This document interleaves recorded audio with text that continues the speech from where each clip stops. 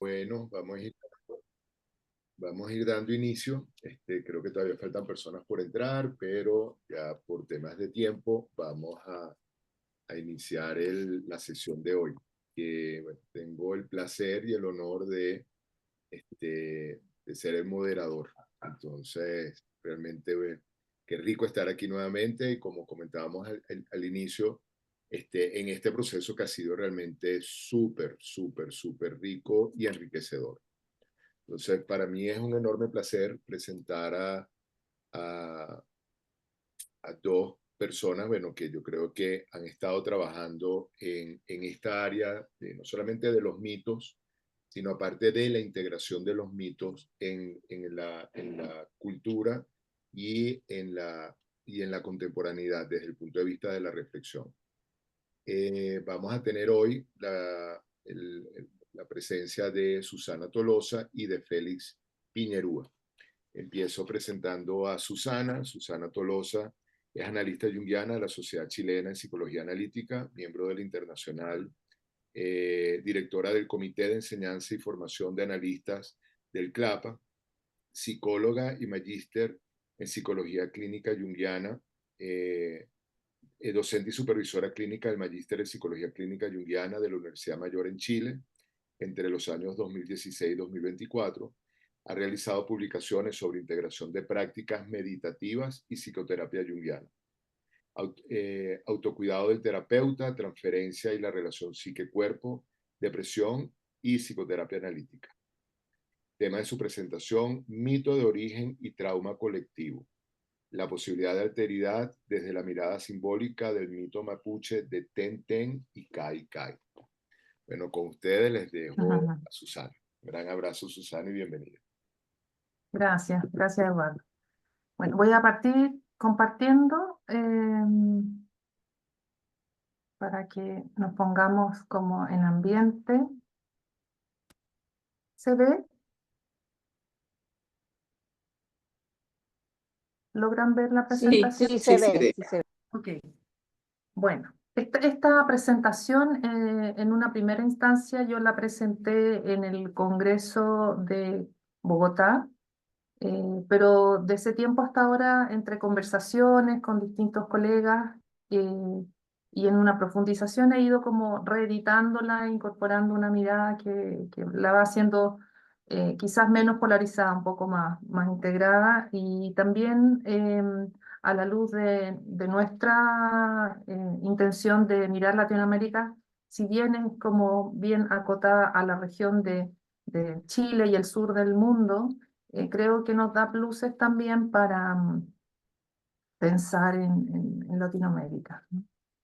Em, Se trata del mito de origen y trauma colectivo, la posibilidad de alteridad desde la mirada simbólica del mito mapuche de Tenten Caikai, que está reflejada acá en esta imagen, que conversando hace unos minutos con Eduardo me decía que le recordaba mucho a una de las imágenes del libro rojo, ¿no?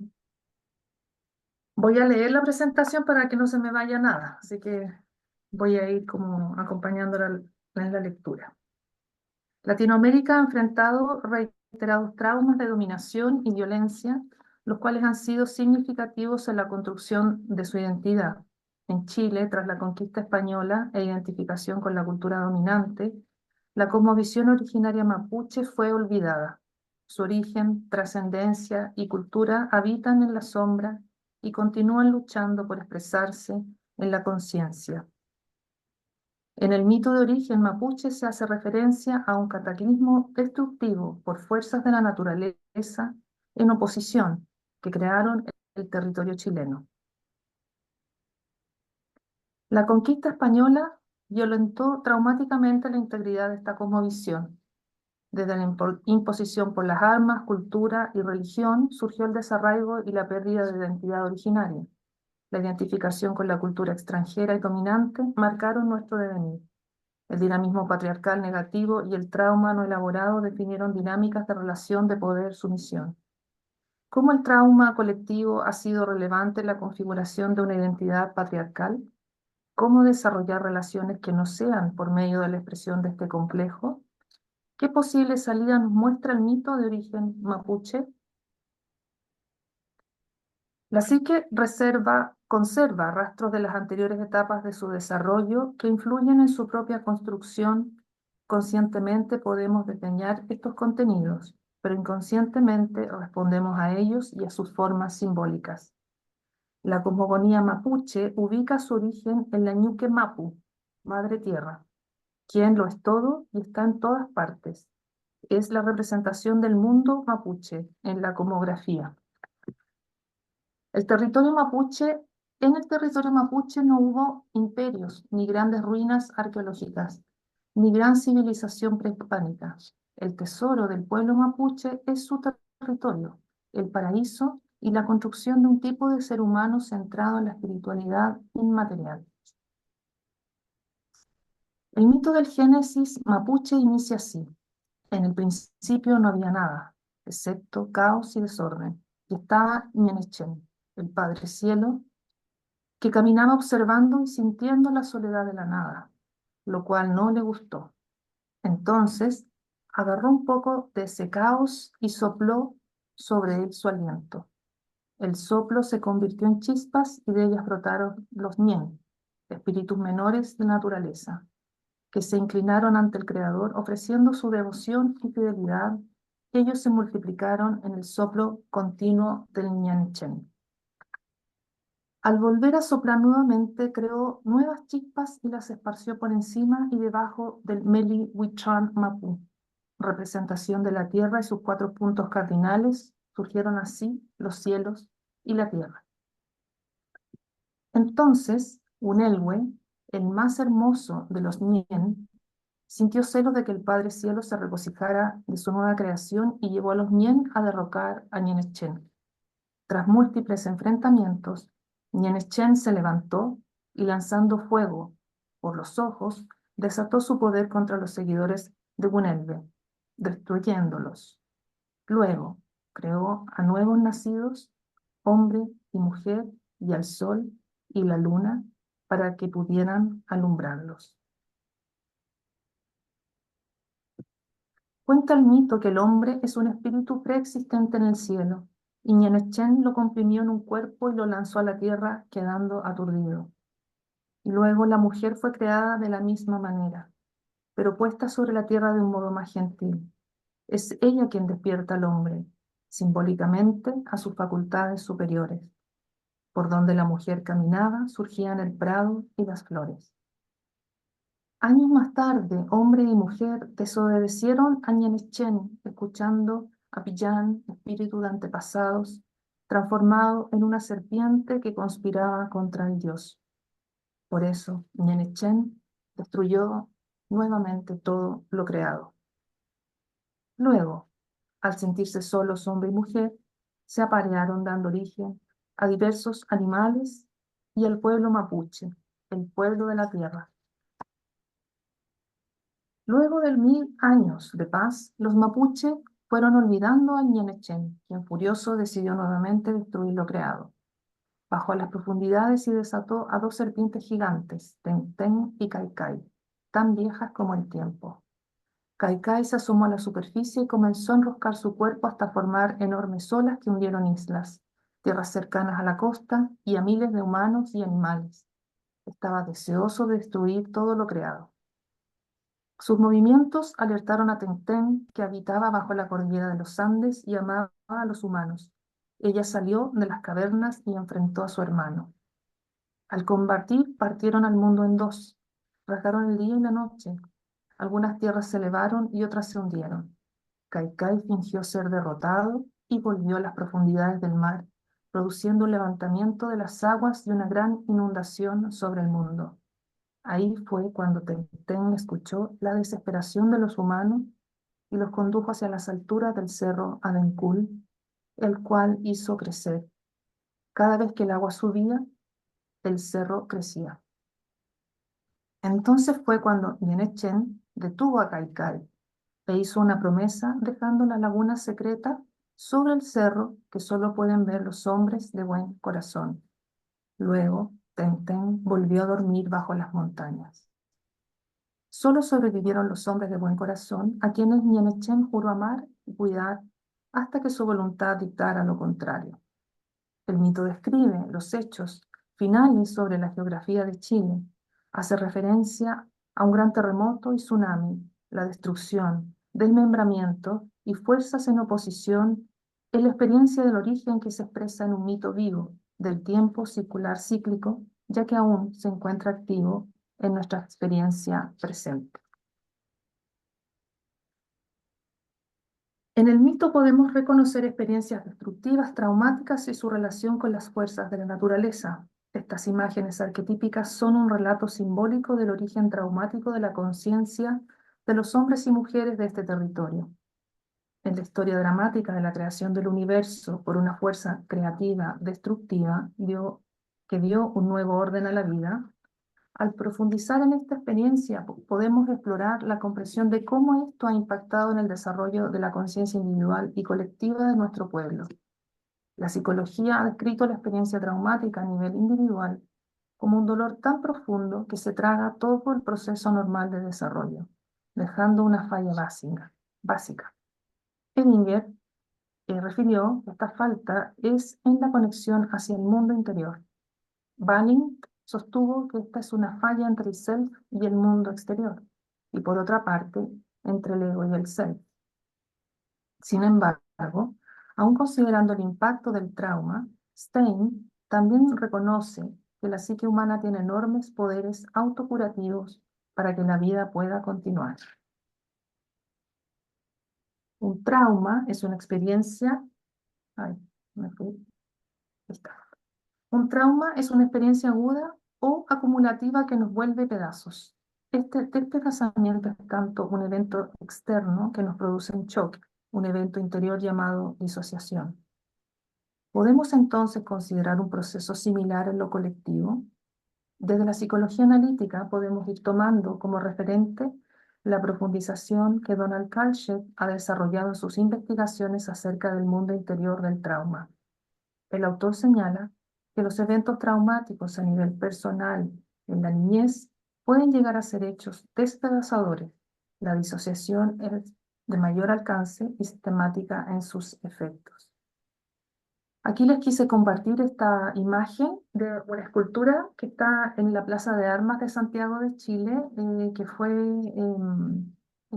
esculpida en honor a los pueblos originarios. Y si uno observa esta escultura, se da cuenta que es una fragmentación, como un desmembramiento de la forma, que no era la idea a representar, pero sincronísticamente probablemente aparece esta imagen, ¿no? de cómo hay un efecto probablemente de no integración o desintegración de la experiencia original. Es una interpretación personal.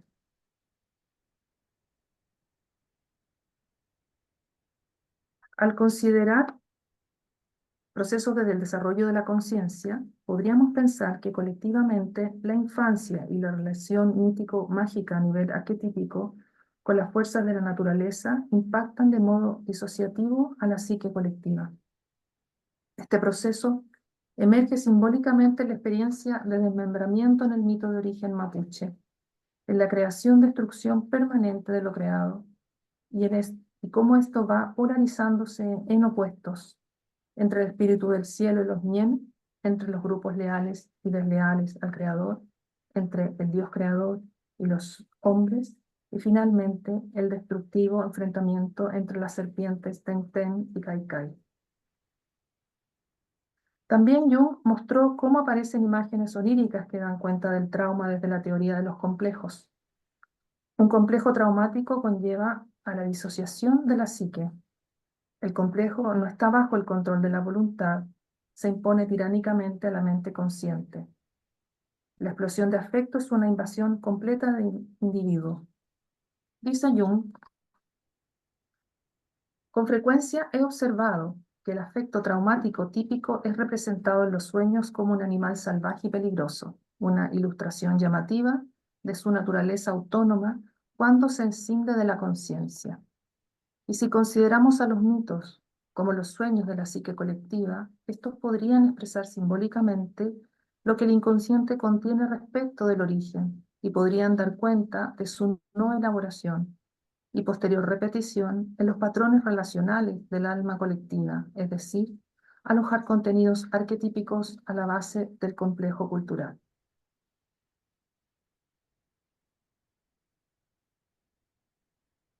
Las víctimas de trauma se encuentran continuamente retraumatizadas, como atrapadas en una profecía autocumplida. El trauma temprano puede regresar en forma de recuerdos arquetípicos. Kalshed amplía esta idea desarrollada por Jung y sostiene que el afecto explosivo y traumático podría efectivamente estar representado en los sueños como algo salvaje, peligroso y terrorífico. La imaginería violenta de los sueños de tantas víctimas de trauma podría ser la forma en la cual los sueños desplazan por medio de imágenes los afectos como la ira y las fantasías de ataque infernal arquetípicas, utilizadas por parte del sistema defensivo autocurativo al servicio del desmembramiento de la experiencia. Kalshed considera que este poder autocurativo es una especie de trance y configura un sistema de defensas en base a la disociación y a la escisión para compartimentar aspectos intolerables de la experiencia traumática. El autor llama a este el sistema de cuidado del self o self-care system. Este sistema es un conjunto entrelazado de representaciones objetales y del self. Por lo general, un niño interior y su guardián, protector o persecutorio, y tiene un paradójico papel de salvador limitador de la vida en la historia del paciente. Aplicado a la psique colectiva, este dinamismo podría observarse en las imágenes arquetípicas que emergen simbólicamente en el mito, como las gigantes serpientes de tierra y agua, uno destructivo, otro salvador. Avanzando en la historia y considerando la estrecha relación del mapuche con la tierra, Mapu, podemos reflexionar sobre los efectos de la traumática llegada de los conquistadores españoles al territorio como un nuevo trauma. La destrucción recurrente de la vida de un pueblo nos lleva a pensar respecto de cómo las sucesivas experiencias de dominación que marcaron nuestra historia pudieron retraumatizar el modo de relación que establecemos con el otro, creando una identidad en base a dinámicas de dominación patriarcal negativa. La experiencia disociativa es universal, por tanto arquetípica. En esta, una parte del self tiene una regresión a un estado embrionario de relativa inocencia y de seguridad anterior al trauma. La otra parte progresa, es decir, crece muy rápido, identificándose con el agresor y con la mente adulta.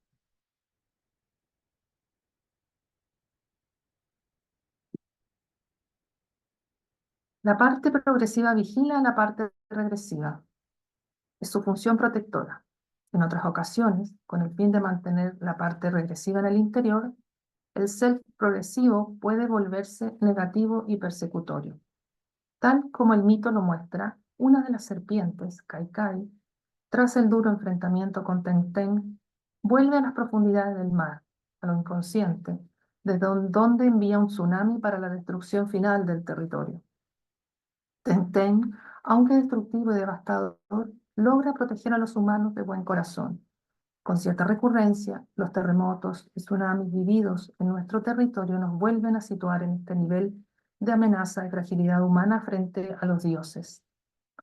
Al funcionar como defensa arcaica, el self enfrenta cada nueva experiencia como una peligrosa amenaza de retraumatización y la ataca. En la medida en que el afecto insoportable antiguo empieza a reemerger, se gatilla la defensa y con ella la autodestrucción. Es así como la bipolaridad del arquetipo se expresa y al ser disociada por el trauma, queda a expensas de que el ego pueda identificarse tanto con la parte víctima como también con la parte agresiva, transitando por ambas. La identidad guerrera del mapuche, siendo también parte de nuestra identidad en la sombra, es proyectada en otros, distintos, amenazantes, lo que hasta la fecha nos dificulta una mejor convivencia social, lo que también daría cuenta del complejo cultural y su correspondiente raíz arquetípica. Observemos entonces en la historia algunos eventos en Chile que dan cuenta de esta retraumatización colectiva en el cual el afecto insoportable antiguo empieza a reemerger, se gatilla la defensa y con ella la autodestrucción. En el libro La Araucana de Alonso de Ercilla y Zúñiga se relata la sublevación mapuche ante la colonización española. El poema justificó la colonización del nuevo continente, ya que dejaba sin culpa a los conquistadores, puesto que los mapuches eran bárbaros y adoradores del demonio, y los españoles eran cristianos socorridos por Dios. Estas imágenes arquetípicas del self como imagen de Dios, disociadas en sus características demoníacas y divinas, dan cuenta de la intensidad traumática del enfrentamiento armado, el terror, el dolor y la muerte. Aquí se narran las torturas a las que fueron sometidos los indígenas, como amputación de sus manos y narices, violación de mujeres, matanza de niños y ancianos. Lautaro fue un mapuche educado por Pedro de Valdivia y jugó un rol decisivo en la sublevación contra los españoles, ya que constituiría como un arquetipo de héroe en el inconsciente colectivo chileno. Lautaro, sin importar su relación con los españoles, después de haber sido criado durante toda su infancia y adolescencia al interior de una familia española, no dudó en colocarse del lado de los suyos, de los mapuche, pero se mostró superior a otros mapuche. Exigió cooperación de todos ellos. Mantuvo una férrea disciplina, castigando duramente a los desobedientes y torturando a quienes se le opusieran, identificándose con el agresor. Fue un héroe bárbaro. Podemos vislumbrar la activación del Self-Care System en esta disociación entre lo divino y lo demoníaco en la imagen heroica de Lautaro. ¿Acaso para sobrevivir se identificó con el agresor ante el espanto de los eventos de la conquista española?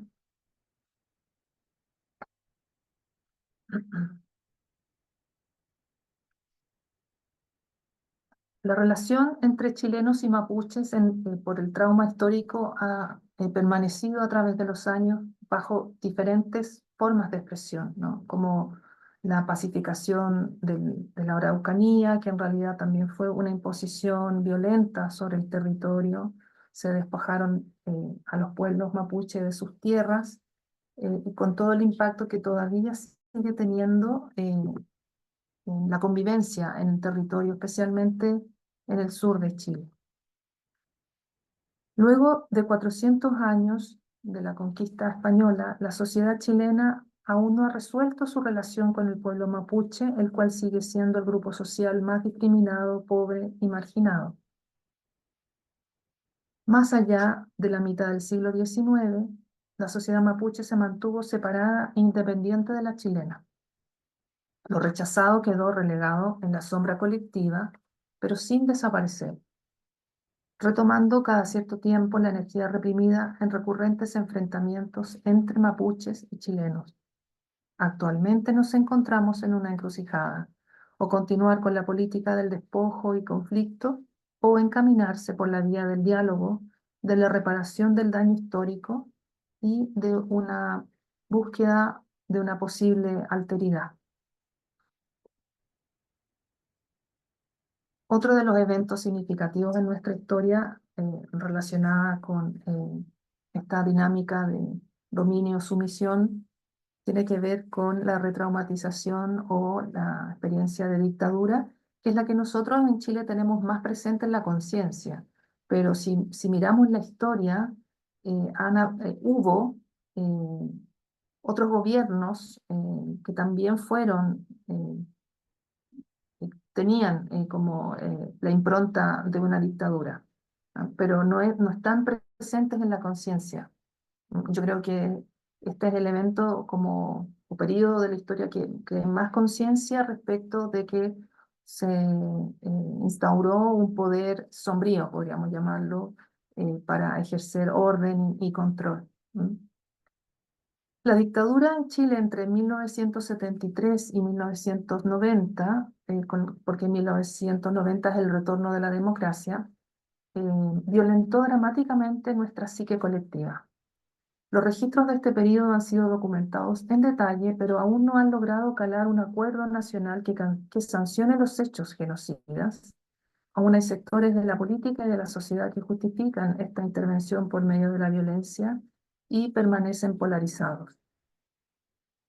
Durante la dictadura, mantener silencio y el olvido reflejaron una experiencia disociada ante la espantosa realidad vivida. Probablemente se activó el sistema defensivo de negación de la realidad del self-care system, que nos protegieron del dolor a pesar del costo que esto implicaba. En una actitud sumisa y pasiva ante el poder y agresiva en su modo de relacionarnos con otros, gran parte de los ciudadanos se identificaron con el agresor como modelo de sobrevivencia. De ahí surgieron el mítico jaguar chileno, bueno, todo el desarrollo de la economía como justificación de haber tenido este gobierno con estas características. En una actitud sumisa y pasiva ante el poder y agresiva en su modo de relacionarnos con otros, gran parte de los ciudadanos, como dije recién, se identificaron con este modelo de sobrevivencia. Así como Lautaro se identificó con el español para liderar a su pueblo mapuche, siendo un héroe sombrío que contiene una raíz arquetípica que nos habla de destruir para crear. Tal como Ñanechén actuó al liberar las serpientes y luego juró nunca más destruir al mapuche, sino que amar y cuidar hasta que su voluntad dictara lo contrario. Llama la atención que la palabra dictara contenga también la raíz de dictadura. Al comprender el ataque interior del self sobre el significado del espacio simbólico potencial que se encuentra entre el self y el otro, vemos que se interrumpen los procesos relacionales mediante los cuales los afectos arquetípicos se humanizan, ¿no? Los afectos arquetípicos se humanizan en la relación con un otro. Y esto deja al espíritu personal efectivamente desencarnado, preso en el olvido en el ámbito psicoide.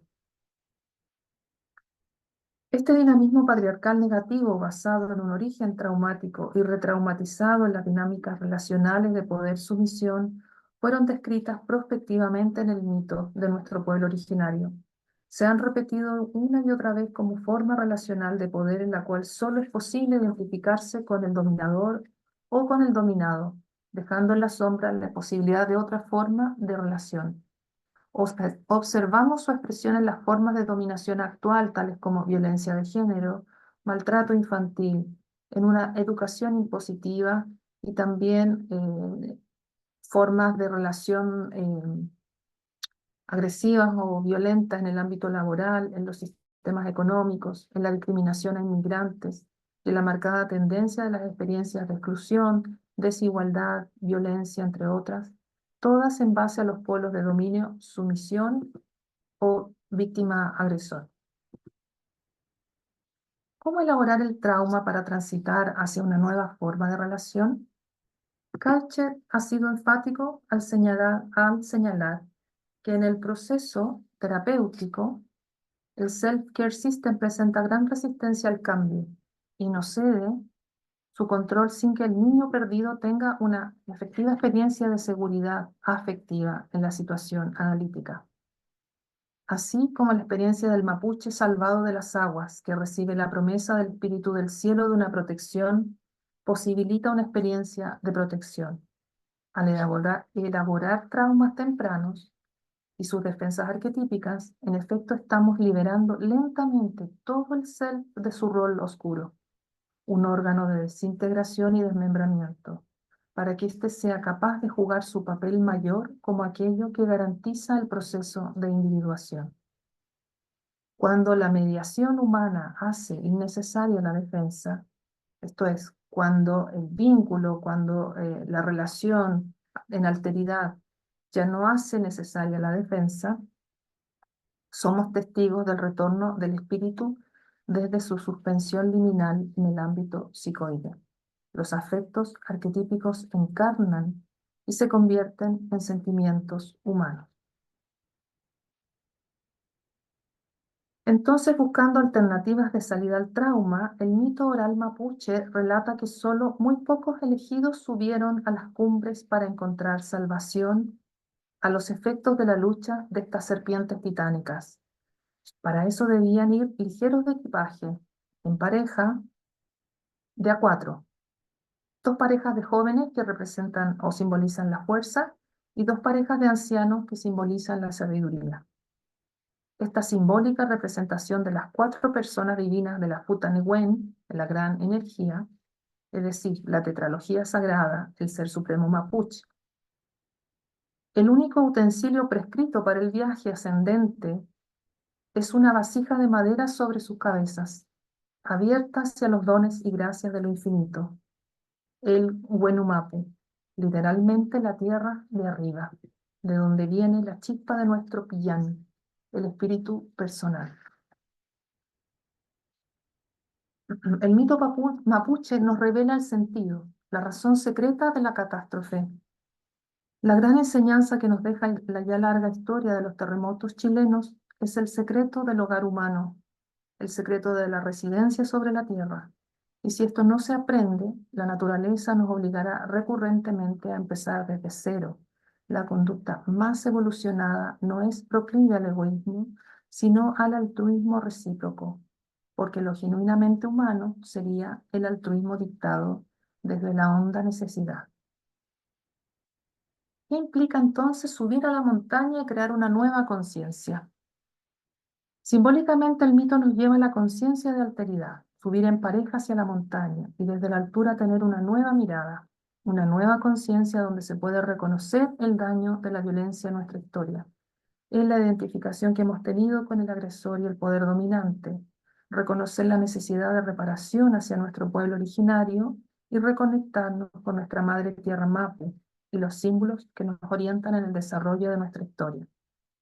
Poder reparar el daño por discriminación y violencia hacia otros que hemos marginado, poder llevar conciencia a los fenómenos actuales como bullying, violencia de género, femicidio, maltrato infantil, el abuso en la iglesia, entre otros, como repeticiones de patrones defensivos que han configurado parte de nuestra identidad y establecer modos de relación respetuosos, dialogantes y cuidadosos. Y para ir terminando, les comparto esta imagen que me llamó mucho la atención porque también trae a cotación un dragón, ¿no? Que es como una forma probablemente simbólica cercana a las serpientes. Porque en el 2018, en el año 2018, se promulgó una ley de protección a los niños víctimas de abuso que tenían que dar testimonio frente al tribunal en los procesos judiciales y quedaban expuestos ante el agresor. Entonces, en esta ley se buscó que los niños fueran protegidos, validando las entrevistas videograbadas acompañadas por sus terapeutas. eh, y entonces esta es una escala, ¿no? La escalera de la niñez, donde están como protegidos por este dragón de la justicia, y tiene como fin dejar un símbolo que recuerde la importancia de la protección y el respeto de los derechos de los niños, niñas y adolescentes. Me pareció un bonito como evento y imagen que nos recuerda de alguna manera quizás el poder volver a reconocer la protección como forma de sanación también ante el trauma. Y finalmente, esta frase que todos conocemos, que no se consigue la iluminación por el hecho de imaginar figuras de luz, sino hacer consciente la oscuridad, ¿sí? Como parte también de nuestra sombra e identidad. Bien. Y que mi querido sur de Chile con sus volcanes y araucarias. Bien, gracias.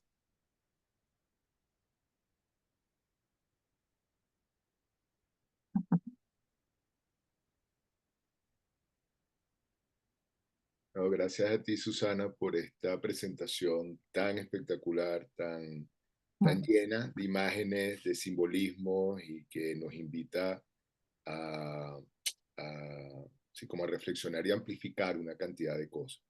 Mm, Yo me atrevería, no sé qué piensas tú, usualmente lo que hacemos es después de las dos presentaciones abrimos un espacio de preguntas y respuestas, pero creo que con tu presentación se cierra una parte de la estructura del programa, ¿no? Parte del programa, mm, una primera parte relacionada con los mitos de origen, con los mitos más regionales y un poco de ahí reflexiones y comentarios, para después ir pasando a cómo a partir de la conquista y de la independencia empieza a desarrollarse una dinámica regional un poco diferente, ¿no? Yo creo que sí, ya de hecho Diana hace una pregunta que va enlazando ambas partes del programa. Un poco la pregunta es, Diana comenta, me llama la atención que hablas de mapuches y chilenos como pueblos diferentes. Eso es así en Chile. Entonces, claro, sí, sí. algo que, A ver, ¿cómo te puedo responder esa pregunta? Sí, la identidad mapuche es como distinta. Ellos no se consideran chilenos por identidad. Probablemente se consideran chilenos porque son parte de un país, en términos de nacionalidad, pero viven dentro de sus comunidades en el sur, ¿no? Están mucho más agrupados, son como, cuesta mucho entrar, ¿no? Antonio tiene experiencias personales respecto de que no ha podido entrar a las comunidades mapuches a hacer sus encuentros antropológicos tan interesantes. Pero también hay mucho pueblo mapuche inserto en las ciudades. En Santiago, por ejemplo, y yo creo que en los últimos años han ido agrupándose mucho más, como que las generaciones más jóvenes han ido recuperando esta como reconciliación con su origen, ¿sí? Entonces algunos no se consideran chilenos, pero funcionan dentro de las leyes del país. Y al revés, por el otro lado, los chilenos no tenemos un registro consciente de nuestro origen mapuche, ¿no? En el último estallido social que vivimos en el año 2019, hubo como también un estallido de la recuperación de la identidad y la revaloración de nuestro pueblo originario, no solo los mapuches, porque Chile tiene a lo largo de su extensión muchos distintos pueblos originarios. Eh, entonces hubo una revaloración, se hizo un intento también de una nueva constitución que quedó fallida en el fondo por la polarización. Entonces, yo tenía la esperanza de que esto tenía un proceso, ¿no? Como que de esta fuerza que emergió iba a venir un proceso más de integración cultural, histórico, pero hubo como una cierta regresión en ese sentido, está muy de a poquito. Entonces sí estamos polarizados en ese sentido. algo que a mí me ayudó en las discusiones que teníamos cuando estábamos elaborando el programa fue la información que nos dio una de las personas, un historiador, que él hablaba de la importancia de darnos cuenta cómo a partir de las independencias de los diferentes países se constituyeron las repúblicas, pero en base Mm, a un modelo criollo. Entonces, las repúblicas, Venezuela, Colombia, Chile, Ecuador, etcétera, Argentina, todas las repúblicas, fueron construidas a partir de un marco criollo que dejaron de un lado todo lo que fueron los pueblos originarios. claro, Eso creo que es es importante. como muy importante como para poder entender este, la dificultad que tenemos de integrar esto, ¿no? Bueno, no sé si tienen alguna pregunta. A mí me pareció espectacular cómo nuevamente encontramos el diluvio, cómo hay una cantidad de elementos que se repiten en los mitos originarios, en los diferentes mitos que hemos estado revisando en toda la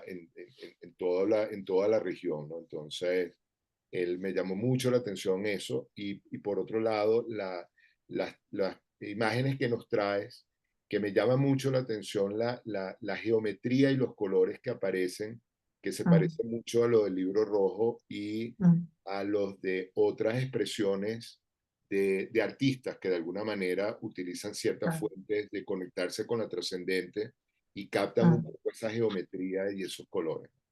sí. Pero Sí, lo impresionante en las imágenes es que hay algunas que son de autores más como artistas, ¿no? Consolidados, pero hay otros que son dibujos de niños y otros que son como expresión libre, que personas que crean y suben a internet. Entonces es como una búsqueda de distintas formas de expresión, ¿no? Yo creo que ese mito está muy presente en nuestra historia. Los otros se conocen poquito, sí. Y el mito de creación también, a mí me parece impresionante la similitud como con otros mitos de la creación del hombre y la mujer, ¿no? no sé si alguien tiene alguna pregunta, algún comentario.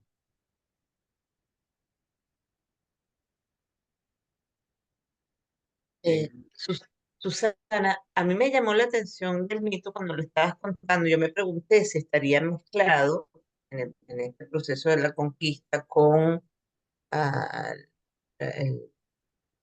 con la religión cristiana, porque me impresionó. Por supuesto, sabemos lo arquetípico que está presente y se manifiesta de diferentes formas, pero el, el primer ser, el ser que crea este espiritual, que es el más bello de todos y se revela, me recordó, o sea, tal cual como la historia de Lucifer en la Bueno, religión cristiana, ¿no? mm, mm.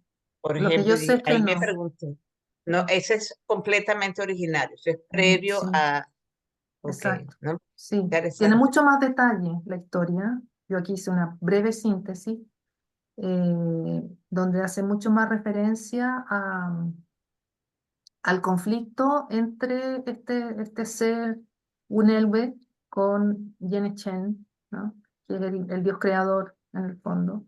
Pero esto es muy, muy, muy anterior a la conquista. Muy. Entonces, a mí me impresionó, ¿no? Mm. Y también pensé lo mismo que tú. Sí.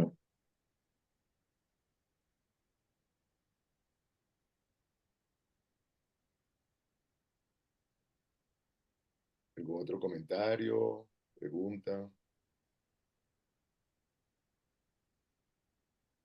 Yo quisiera como compartir, porque en el fondo hay como dos niveles, grandes niveles que yo intenté hacer un puente, primero entre como el trauma originario en base a una creación y después cómo esto pudiera tener también relación con una retraumatización en la experiencia por la llegada de la conquista, que fue muy resistida acá en la frontera, ¿no? Entonces, los mapuches, bueno, no dejaron avanzar a los incas, no dejaron avanzar a españoles, eh, fueron muy guerreros, pero a la vez muy espirituales. Pero yendo al mito de origen, esta experiencia de traumatización ante la naturaleza es tan vívida. Yo he vivido 3 terremotos y realmente uno vuelve, como que entra a ese estado de la mente arquetípica.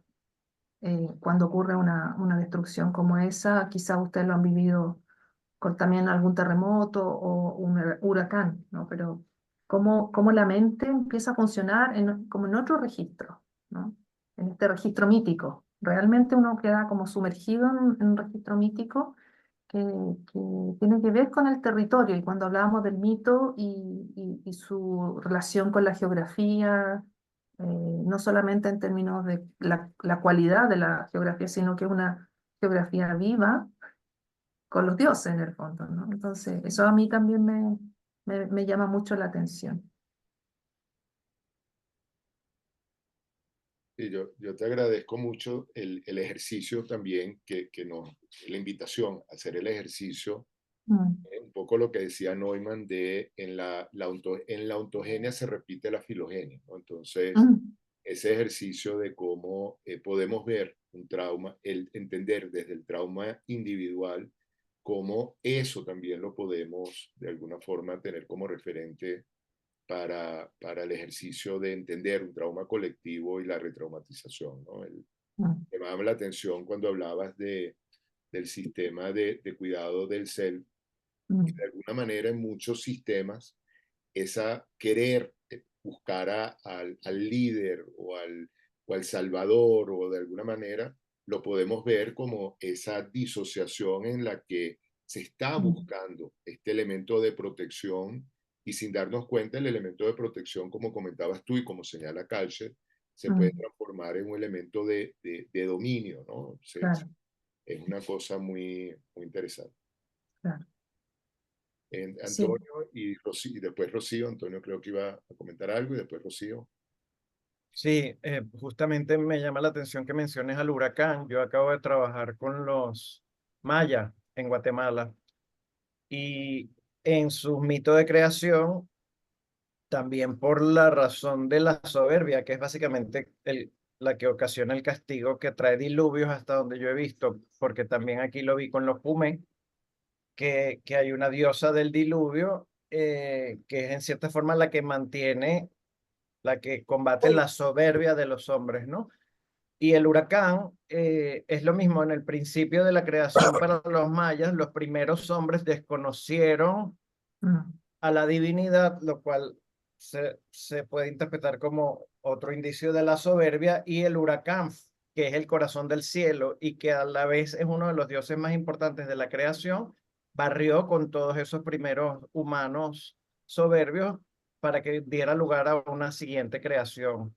Entonces, ahí no está presente el terremoto, pero está presente continuamente el huracán, como acabamos de ver.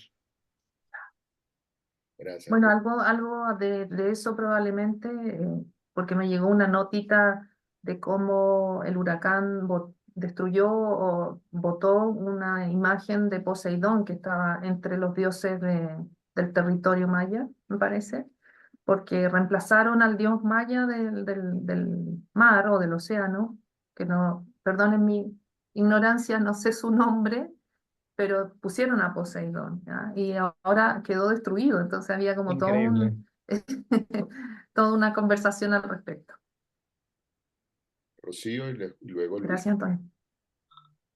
Ana, yo quiero decirte que yo quedé trisada, porque tú haces esa simbiosis entre lo del trauma y el mito tan espectacular, que cuando yo quería escribir una cosa que me pasaba la otra, ¿tú ves? Entonces, eso no se puede distribuir, esa ponencia magistral. Eso no lo puedes pasar en alguna parte. No puedes hacer alguna influencia con alguno de los amigos que tengo aquí, porque a mí me pareció espectacular esa, no sé cómo llamarla, ni siquiera, ¿entiendes? O sea, cómo a partir de los mitos originarios podemos comprendernos hoy y cómo funcionan todavía hoy, y cómo ver el trauma mitológicamente, tú ves, no como una enfermedad. Yo estoy, o sea, sí, yo necesito leer eso con calma, por el amor de Dios. Hazme el favor, hazme algo ahí. Gracias, Rocío. Sí, saben que ahora que recuerdo, la ponencia está en, se imagino que están arriba todavía los artículos que se publicaron en la página del CLAPA, en donde están los artículos, ahí está, ¿sí? Pero como todas las ponencias han sido magistrales, queremos ver la manera de poder hacer un registro escrito. Publicarlo. No, yo después me comunico con Eduardo, algo haré yo ahí. Pero visiten la página del CLAPA, conózcanla, revísenla, aprovechen. Total, pues. Bueno, si no me mandas un mail, Rocío, yo te mando la ponencia. ¿Tú ves? Ahí estamos hablando. Ok. Ahí sí, ahí estamos, amiga. Okay. Estaban preguntando en el chat por qué mapuche y no araucano, ¿no? Araucano fue la denominación que los españoles dieron a este pueblo en función de que vivían en la región que llamaron Araucanía, por las araucarias. Pero el pueblo a sí mismo no se llama araucano, se llama mapuche. Los mapuche, no con ese, los mapuche, como pueblo, ¿no? Sí. Entonces araucano, bueno, ya acá no se escucha mucho del araucano. Okay. Una pregunta o comentario de Luis, que sería el último. Cerramos leyendo los comentarios que hay en el chat para pasar a la presentación de Félix Piñerúa. Luis. Sí, yo quisiera no solamente agradecer, sino felicitar a la presentadora, Y realmente es muy importante escuchar, al haberla escuchado a ella, estoy escuchando también lo que pasa en mi país. Todos los que hemos tenido ese contacto con los españoles hemos tenido esos traumas, ¿no? De cómo dentro de la psicología analítica podemos tratar de aplacar los traumas y fomentar una convivencia. Porque, por ejemplo, aquí en el Perú hay gente allá que se desborda. Por ejemplo, hay un candidato presidencial que quiere formar un ejército para ir a traer al rey de España, al Perú, traerlo, ¿no? Y pedir probablemente un rescate por él por todo lo que se han llevado. O sea, hasta ese tipo de locuras van, ¿no? Pero de ese análisis, ¿cómo sería la mejor manera de poder realmente curar los traumas, vivir en conjunto, vivir en progreso? Porque estos traumas nos tienen, hasta este momento, a todos nuestros países, nos tienen complicados, ¿no? Entonces, desde la psicología analítica, creo que hay mucho que se puede hacer ahí, ¿no? Ah, ahí lo que yo te podría compartir, Luis, es que en base a lo escrito, la mirada analítica y la mirada también de los pueblos originarios, que en general buscan reconstruirse en paz, em, como primero, identificar que el momento histórico en que ocurrió la conquista, que era algo que estábamos hablando en la clase anterior, me parece, donde el funcionamiento patriarcal negativo, porque el patriarcal no necesariamente es algo negativo, pero cuando se instala por el poder y la violencia, no tenía que ver necesariamente con los españoles o con los portugueses, sino que era el modo de funcionamiento de la conciencia en ese momento, porque los pueblos originarios también eran muy patriarcales, ¿no? Yo creo que ahí vamos a ver, ahora vamos a entrar a ver cómo es el encuentro de estos dos mundos. Pero sí, hubo condiciones quizás no estábamos al mismo nivel de armas o de estrategias o de el miedo a la religión, etcétera. Está como, entonces mi visión personal es que en este momento de abordaje de la reparación del trauma como cualquier otro trauma, primero pasa por asumir los aspectos patriarcales negativos nuestros, de la sombra cada uno, de colectiva y personal, para no replicar, para no repetir, ¿no? Y por otro lado, es lo que se requiere como una función quizás más matriarcal de contención, de amorosidad, de respeto, de alteridad. Y eso es algo que requiere siglos, estamos en siglos, ¿no? De volver a confiar en el otro, porque todavía el otro resulta ser amenazante. Y eso se ha vuelto difícil también ahora con la inmigración. Entonces, creo que estamos en ese proceso continuo de repararnos y si lo miramos analíticamente, probablemente otro enfoque tendrá otra mirada, la filosofía tendrá otra mirada, la religión tendrá otra mirada, pero la mirada analítica tiene que ver con la integración y con no proyectar la sombra, ¿no? En el otro, en los otros.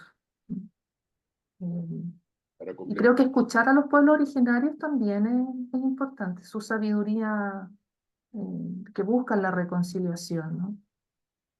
y para complementar la respuesta de Susana, los invitamos a seguir la investigación que estamos haciendo sobre los complejos culturales de la región, que creo que Mm, también es una forma que tenemos de ir entrando a la posibilidad de reflexionar sobre estas dinámicas complejas, ¿no? Terminamos la presentación de Susana leyendo los últimos comentarios en el chat. Sofía de Guadencio nos comenta que los mapuches también viven en la Patagonia Argentina, nos recuerda. Una persona nos dice, esta mañana estaba oyendo algunos mitos indoeuropeos y hay algunas similitudes. Quizás sería mm. interesante compartirlas. Fermina nos dice, me parece fascinante esta indagación, ver también cómo la fuerza de la naturaleza está tan viva que tiene su conexión psíquica como si siguiera haciendo su labor para no olvidarnos un camino de origen. Gracias, Fermina, por el comentario. En el Caribe, la diosa huracán es femenina, nos comenta alguien que no Lo único que tenemos es el iPad. Fermina nos dice, gracias, siempre aprendiendo. Ingrid nos recuerda la página del CLAPA, es clapa-jun.org. Y Cintia Martín, una opinión desde España. Sí, solo querer dar una breve opinión, si es posible. Ay, bueno, O pero ya no hay tiempo. Ya no hay súper tiempo. corta, sí, súper corta porque ya... Vale, lo digo muy rápido. Yo soy mexicana, hace 22 años que vivo en España. Conozco más la cultura latinoamericana, el Caribe, y me sorprende tanto ahorita que dijeron la desconfianza del otro, porque si algo nos caracteriza a latinoamericanos es que somos amables, gentiles y confiamos en el otro, somos hospitalarios. Y yo veo en el español una desconfianza del otro continua y un miedo a tantas cosas que nosotros nunca tendríamos miedo. De que el niño no salga solo, de que no sepan mi nombre, etcétera, etcétera. Y bueno, y ahí voy rápido. No sé cómo se cruzan ahí las cosas, pero es mi experiencia. Gracias. Gracias, Cintia, a ti por compartir. Bueno, Félix Piñerúa desafortunadamente no nos puede acompañar presencialmente, pero nos envió el video de su presentación, que es, vamos a ver lo complejo y la riqueza que tiene.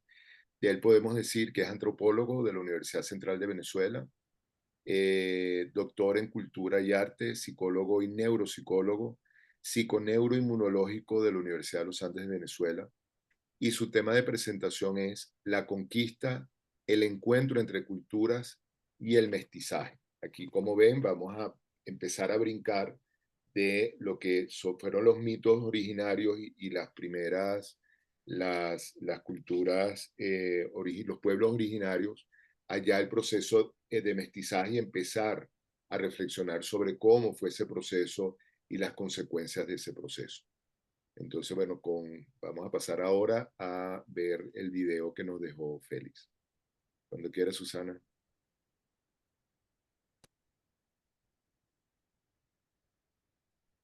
Esta honra que me hace CLAPA para invitarme a este ciclo de conferencias, ¿verdad?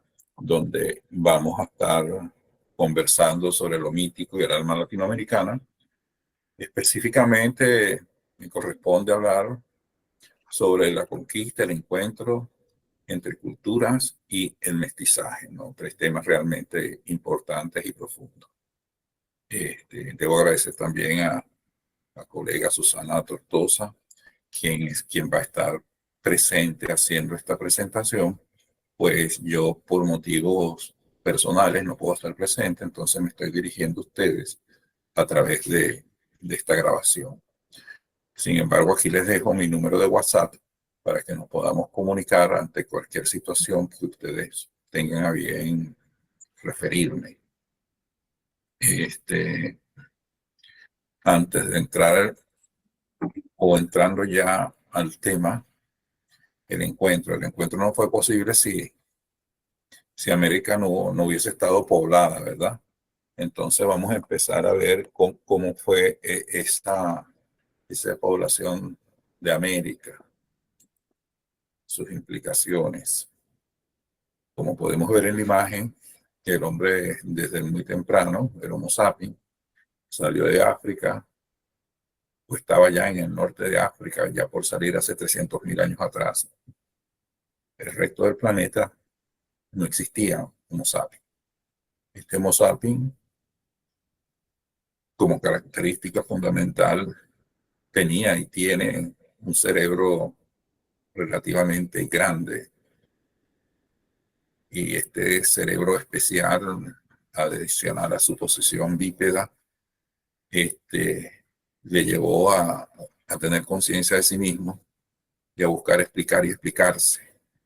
En ese explicar y explicarse, explicar el entorno, explicarse a sí mismo y explicar las relaciones. Como antes dije, este hombre salió y se iba consiguiendo con nuevos paisajes que se vio obligado a explicar. ¿Y desde dónde los explicaba? Desde esta concepción mítica, mitológica, desde un pensamiento mágico religioso. Con esta forma de ver al mundo, ¿verdad? Llegó a América hace entre 23.000 y 21.000 años atrás, ¿no? Una vez en América, hace 13.000 años, ese pasadizo que había entre América y el resto de Asia se cerró. Entonces ya no hubo vuelta atrás, ni bien por vía terrestre a través de Beringia, ni vía marítima. Entonces, hace 13.000 años se formó en América lo que conoceríamos como un efecto de isla. Es decir, el hombre sin contacto con otros hombres empezó a desarrollarse en este continente con características muy particulares, ¿no? Entre estas características particulares está el explicar su entorno. ¿Desde dónde? Desde lo mitológico, ¿no? Entonces, así, él fue poblando las costas, las mesetas, las sabanas, las montañas, estando en contacto con otros animales, otras situaciones. Y todo ello se fue poblando. Se fue poblando del hombre desde el punto de vista físico, pero también desde el punto de vista de su imaginario, ¿sí? En el mito, de manera tal que a la llegada de los españoles en 1492, en este continente había entre 2.000 y 2.200 lenguas. Y se establecieron así 5 grupos hiperfílicos. El Macrocaribe G, se encuentra, vamos a ir un poco atrás para usar el mismo mapa. El Macrocaribe G en la zona amazónica, ¿verdad? Y el Caribe. Tenemos también el Macro Araguat,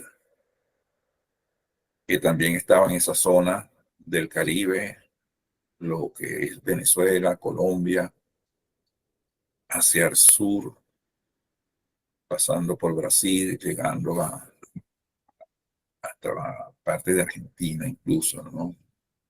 El Macro Quechua en la zona andina, el Macro Maya en todo lo que es Centroamérica, y el Macro Bazden en la parte norte de Norteamérica. Este es el único grupo hiperfílico que tiene filiación lingüística con algunos grupos de Asia. Todos los demás se desarrollaron de manera independiente. ¿Por qué hablo de esto? Porque por cada lengua, ¿verdad? Debo decir además que cada grupo hiperfílico tiene muchísimas lenguas. Entonces, estamos hablando de tal vez muchísimo más de 2.200 lenguas.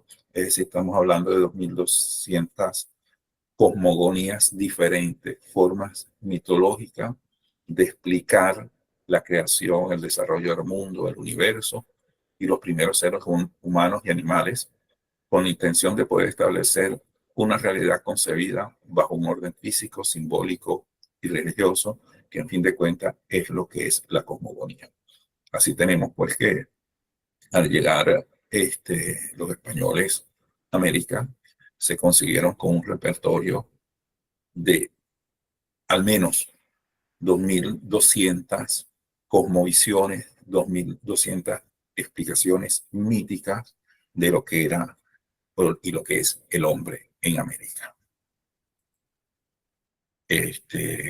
Se recorrió todo el continente. En estas imágenes podemos ver cómo se concebía o se concibe aún desde el punto de vista mitológico lo que es la parte andina y la zona amazónica, como hemos hablado anteriormente. Estos grupos transitaban entre Amazonas y y la selva, ¿no? Por eso ese tránsito interesante entre estos grupos hiperfílicos, ¿no?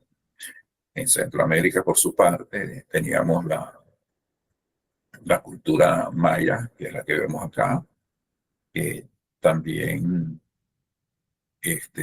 tenía su grupo lingüístico y su estilo particular, su concepción particular, su cosmogonía particular, su explicación del mundo particular, como podemos ver acá, ¿no? Entonces, esto es lo que consiguieron, ¿no? También debemos decir que y es importante, ¿no?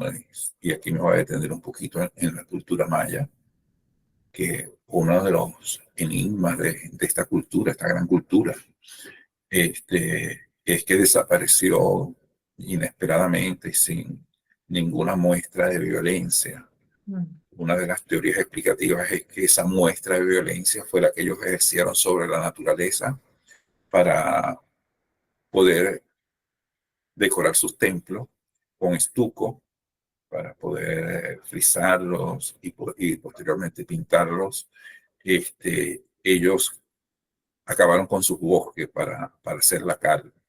Entonces, la consecuencia de eso fue una gran sequía que ocasionó el abandono de las ciudades mayas. Como les digo, esta es una de las teorías.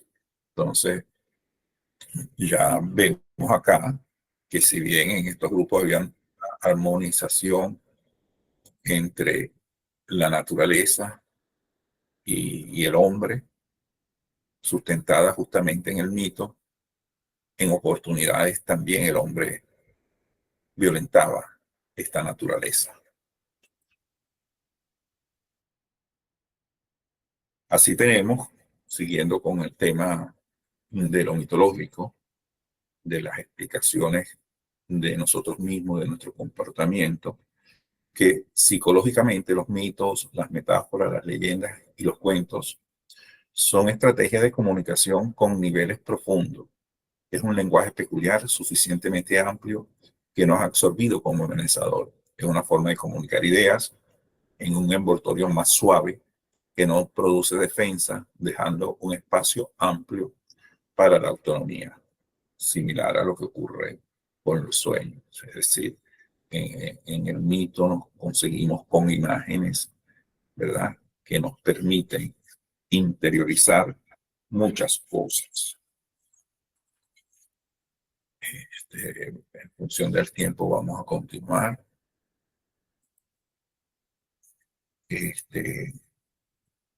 Como bien sabemos, vivimos en un mundo científico, ¿no? Ante esta situación y diferenciándonos un poco del hombre silvestre, el hombre ante la naturaleza, Mircea Eliade establece una relación entre lo sagrado y lo profano, concibiendo al hombre como un homo religioso, ¿verdad? Este homo religioso vive lo sagrado y lo profano como parte de la misma cosa. Sin embargo, el hombre en las épocas modernas, esto se incide, ¿no? Y entonces tenemos dos formas de estar en el mundo, como son la modalidad de estar en lo sagrado y una diferente, lo profano. Ya no es parte de una unión. Al respecto, Jung también nos dice que en nosotros podemos encontrar siempre parte de la forma del mundo de los dioses, y esto nos hace partícipe del anima mundi. El alma del mundo representa una fuerza natural responsable de todos los fenómenos de la vida y de la psique. Vemos pues que Jung rescata esa unión entre lo sagrado y lo profano. Vamos a ver a Jung. Aquí tenemos a Jung observando pues imágenes de los relatos míticos con el cual él se relacionó originariamente, la parte cristiana, el mito católico, el mito cristiano, la mitología griega y también estuvo muy en contacto no solo con la mitología china, sino también con la mitología americana, siempre pendiente de cómo interpretar las imágenes en el mito. Jung nos dice, la imagen es un concentrado de expresión de la situación global y no solo de los contenidos inconscientes. Es desde luego expresión de contenidos inconscientes, pero no de todos los contenidos en general, sino de todos los contenidos constelados en este momento. Por eso, la interpretación de la imagen de un individuo empieza por interpretar su entorno inmediato, de manera tal que un motivo arquetípico nos conecta con nuestra biografía, porque los motivos arquetípicos se manifiestan en la conciencia a través de los complejos y a la vez nos conectan con la historia cultural de la humanidad y probablemente con la herencia de nuestra estirpe.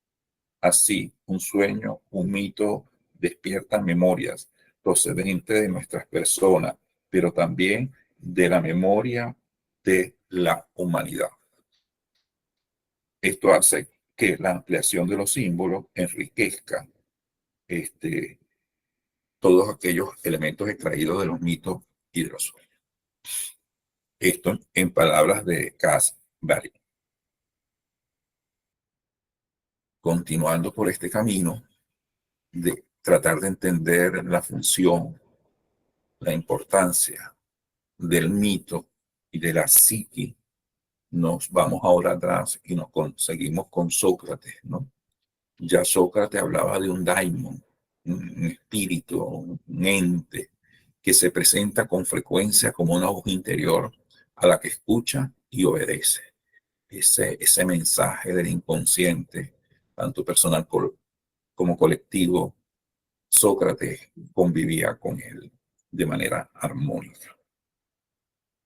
Platón, al respecto, también aborda el mito y nos dice que el mito favorece no solo la salvación del alma individual, sino también, y gracias a su poder evocador, la salvación humana. Evidentemente, acá vemos cómo este mito, estas imágenes en el mito son sumamente importantes para el proceso de transformación, para el proceso de individuación, no tan solo del individuo, sino de la humanidad misma, dejando como una brecha abierta para explorar en un camino para la autorrealización, para entendernos un poco más. Ahora bien, vamos a entrar en la parte que nos corresponde más directamente, ¿no? Que es el tema latinoamericano y sus mitos. Yo me voy a centrar más en mitos de mi tierra, pues de Venezuela, ¿no? Como les dije que yo soy de Venezuela y tuve la oportunidad de vivir mucho tiempo con los grupos, con algunos, no con todos, algunos grupos indígenas de Venezuela, y por eso les traigo estos relatos mitológicos un poco para reflexionar en todo ello e irnos haciendo también de una construcción pues teórica de cómo son los mitos y cómo se presentan los mitos en América, ¿verdad? Vamos a empezar por el mito Payaroa de la creación a partir del árbol de la vida, ¿no? Existía un gran árbol, ¿verdad? Cuyo tronco es el Guaymayo. No soy muy bueno, porque una de las características de la lengua piaroa es que es fonética, ¿no? Es decir, la entonación a través de cómo lo expresamos, el tono que le damos, eso cambia el significado. Entonces, pero bueno, lo mejor posible que he conseguido de hablar de este tronco del monte Autana, de este árbol original, es el Huaymayojo, donde comenzó todo. Les voy a leer un pequeño fragmento de este mito. Aquí nos dice que las primeras plantas, animales, hombres, ríos, peces, flores, aves y la suma de cuanto existe nacieron en este macizo. Ahora solo podemos ver parte del tronco, que es justamente el Autana, el Cerro Autana, que ya lo vamos a ver, que es el Cuaymayoto. Entonces, un día, Guajari y su sobrino Royey, que se habían transformado en una lapa, cortaron el árbol para obtener todos los frutos de una vez. Royey rolló la base hasta que cayó el árbol. Las ramas cayeron y formaron los bosques, el cipapo, todo lo que es el mundo natural que rodea a la Autana y en el cual viven los Piaroa, ¿verdad? Aquí vamos a ver el Autana. Como pueden ver, es una expresión geográfica que no puede pasar inadvertida, pues. Y no puede pasar inadvertida no solo esta forma geológica, sino las cuevas que hay. Entonces, en esta formación de la Autana, en esta acción de Guajari y su sobrino Roay, este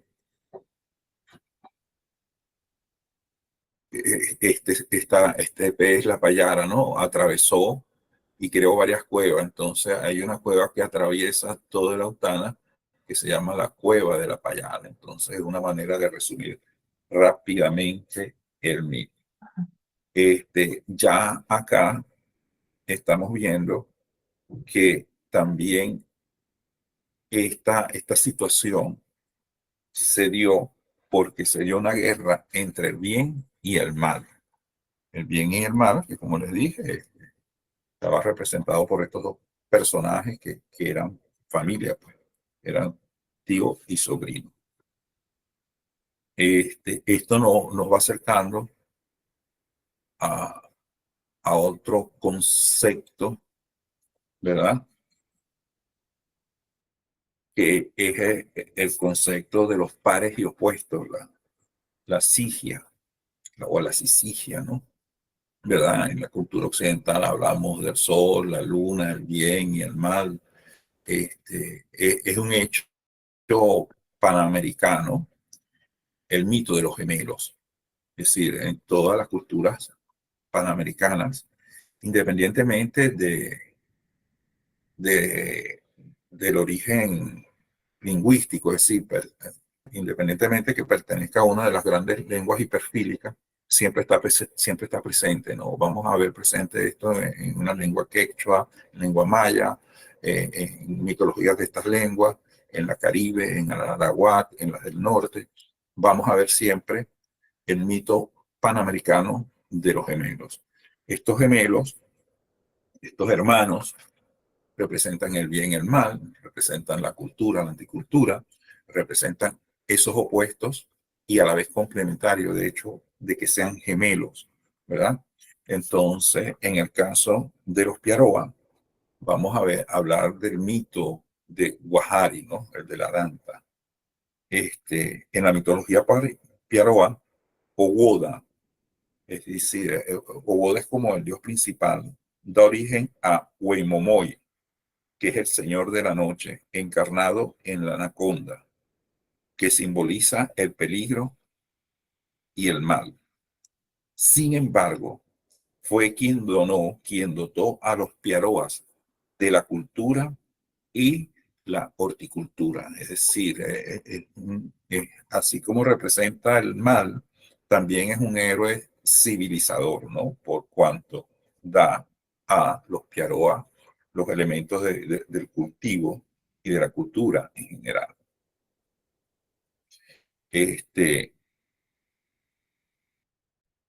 Y su hermano Guajari, que es señor del cielo, benévolo y creador de los Piaroa, o Wotuja, como se autodenominan.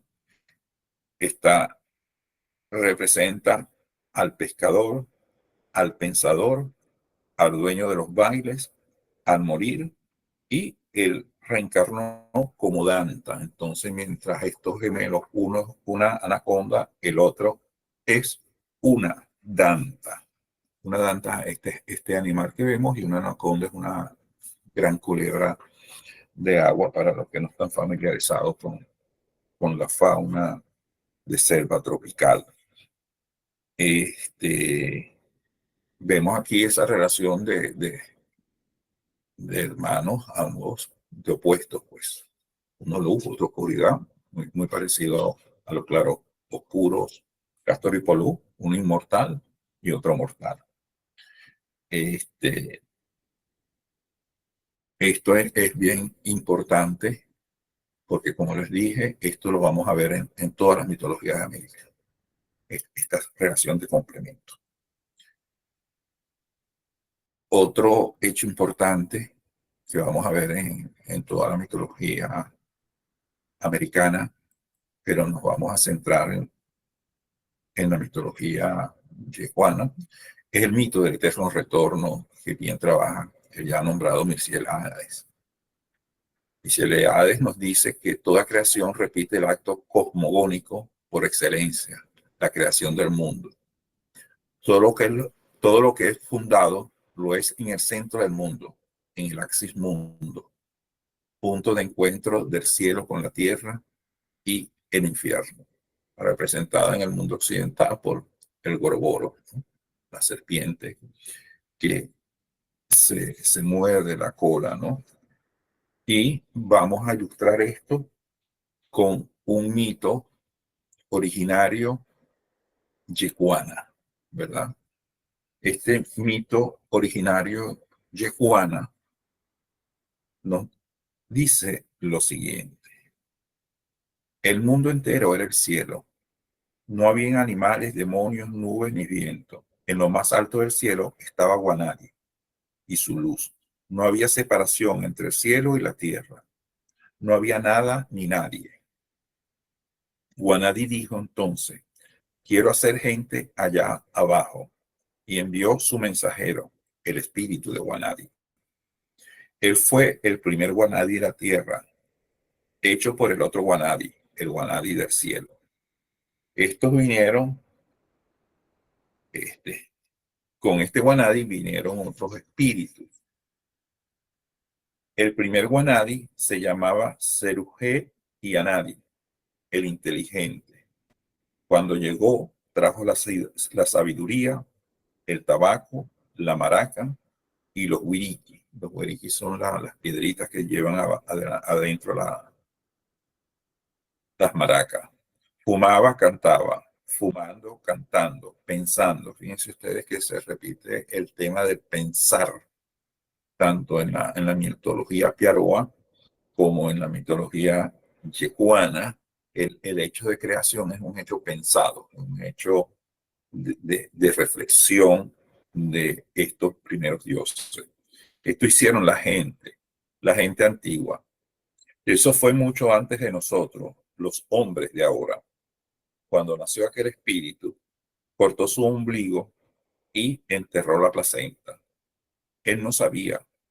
Ahora los gusanos de la tierra se metieron en la placenta, se la comieron, se pudrió la placenta y nació un hombre, una criatura fea y mala, cubierta de pelos como animales. Era Cajuja, también llamada Cajusawa u Odasá. En el ciclo mitológico yeguana, Guanadi y Odasá también son hermanos. Este hombre, bueno, de hecho aquí también vemos que nacen de la misma placenta, ¿no? Este hombre era muy malo, tenía envidia de Guanadi, quería ser dueño de la tierra. No dejó en paz a Seruse y a Anadi. No quería que naciera su gente en la tierra. Ahora es el dueño de la tierra a causa de él. Sufrimos aquí, tenemos hambre, enfermedad y guerra. Él es el ancestro de todos los Odasakomo. Los Odasakomo es lo que diríamos nosotros los demonios. Ahora, a causa de él, morimos. Cuando se pudrió la placenta del antiguo Guanadi, Odasá salió de la tierra con una lanza. Dijo: esta tierra es mía. Ahora habrá guerra. Botaré de aquí a Guanadi. Engañó a los hombres que acababan de nacer. Les enseñó a matar. Había un hombre que pescaba. Tenía muchos pescados. Odazá dijo a los otros hombres: si lo matáis, tendráis mucho pescado. Lo mataron. Odazá se alegró. Los hombres fueron cambiados en animales como castigo. Serusé y Anadi ya no podía hacer nada en la tierra a causa de Odazá. Este se volvió al cielo. Aquella gente antigua se quedó con Odazá como animales. No quedó gente de Guanadi en la tierra. Así terminaron los primeros hombres. Este es interesante porque en este mito del eterno retorno, Guanadi visita la tierra en diferentes oportunidades. En diferentes oportunidades hay una confrontación con Odazá. En esta confrontación, Guanadi ni pierde ni gana. Simplemente se da cuenta de sus posibles errores y regresa a pensar. Regresa a pensar, y una vez que ha pensado, que ha reflexionado, que ha fumado, que ha tocado maraca con los otros Guanadis del cielo, regresa, pero regresa con un aprendizaje producto de esa reflexión, ¿no? Esto, si nos detenemos un poco, tiene mucho que ver con,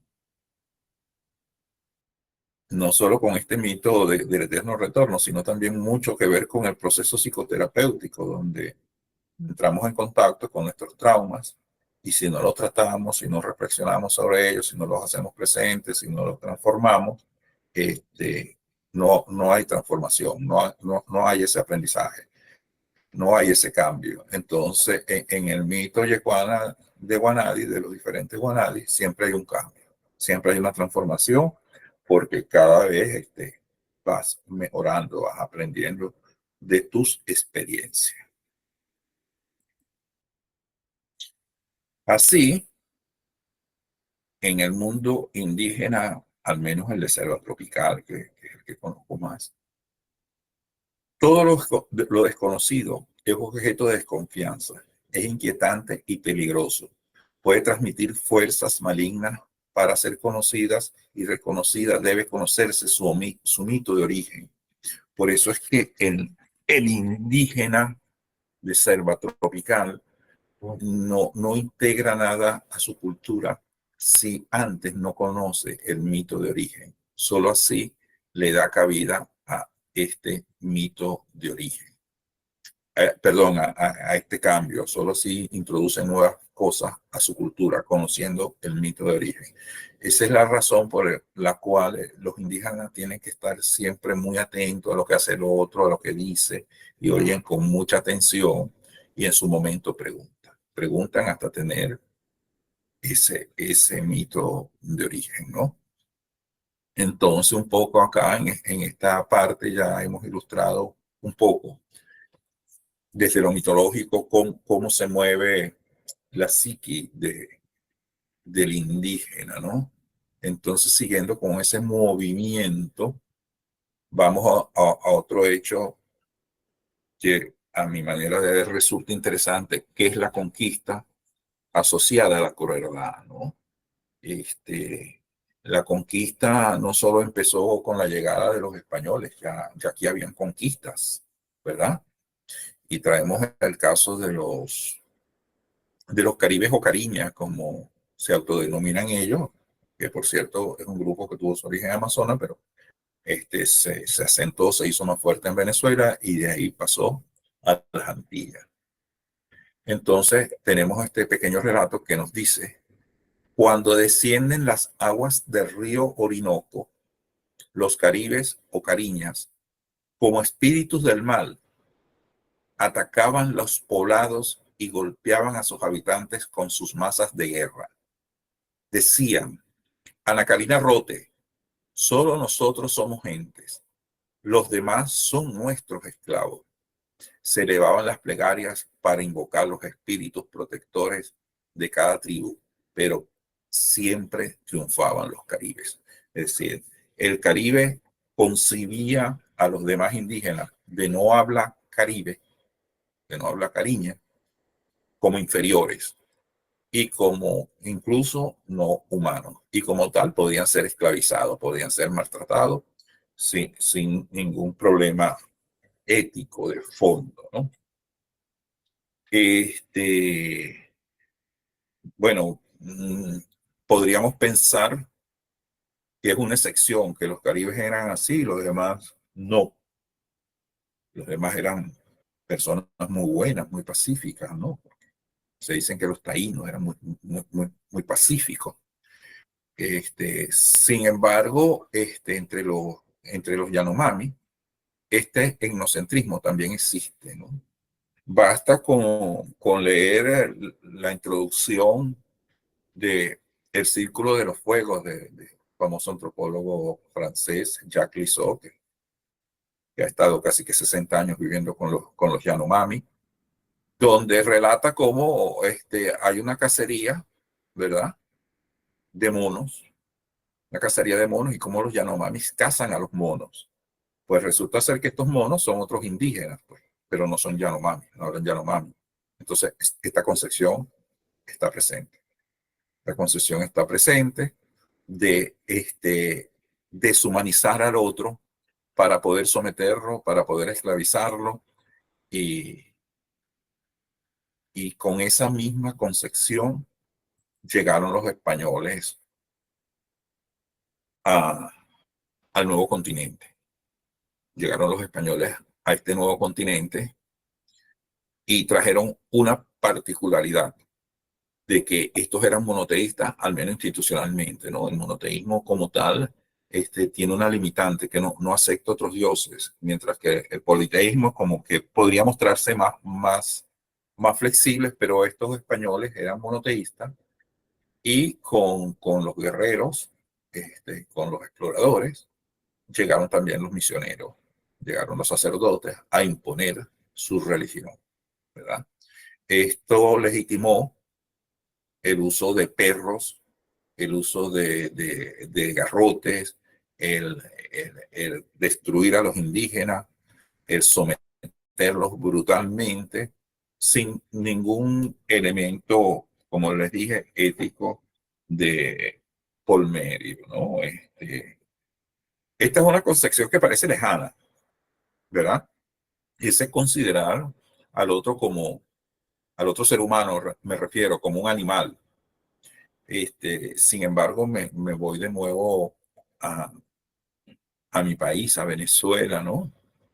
Y como antropólogo viví mucho en la zona del estado Bolívar, un estado muy grande, selvático, donde hay al menos, sí, como 19, 20 grupos étnicos, y el Amazonas, que es la parte más selvática de Venezuela, así como el Delta.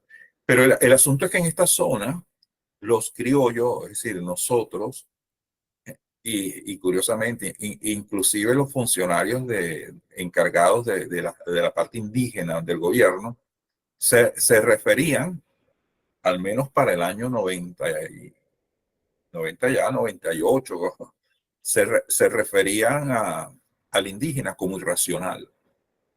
Es decir, el indígena era irracional, es decir, no era un ser humano, no era considerado como ser humano, era irracional. Dos ejemplos también dados en Venezuela, ya un poco más antiguo, estamos hablando ya entrando los años 50, con las empresas petroleras. Las empresas petroleras en el estado Zulia se consiguieron con una dificultad, que eran los indios motilones, autodenominados barí. Entonces se ofrecían un fuerte eran 5 bolívares por cada oreja de barí que tú trajeras. Entonces esto se normalizó en el estado Zulia, pero también en los llanos existía el término guajibiar. El término guajibiar significa ir a cazar guajivos. Guajivos es un grupo indígena. Entonces aquí vemos que esta mentalidad de deshumanizar el otro para inclusive desaparecerlo físicamente o cazarlos como animales, está todavía como que bastante presente, o por lo menos mucho más de lo que quisiéramos. Yo hablo también de un politeísmo vivencial. ¿Por qué? Porque el tema del Dios único no es tan así aún entre los españoles. Tal vez algunos que otros sacerdotes sí vivenciaban un monoteísmo. Pero lo que diríamos nosotros, el pueblo llano, la generalidad más bien del español, vivía un politeísmo vivencial, ¿verdad? Donde hay una serie de santos que hacían de dioses. Antes de entrar a esta parte, quisiera relatar que estos españoles que llegaron acá venían de 6 siglos de guerra con los musulmanes, ¿verdad? Venían de ese proceso que se llamó la Reconquista.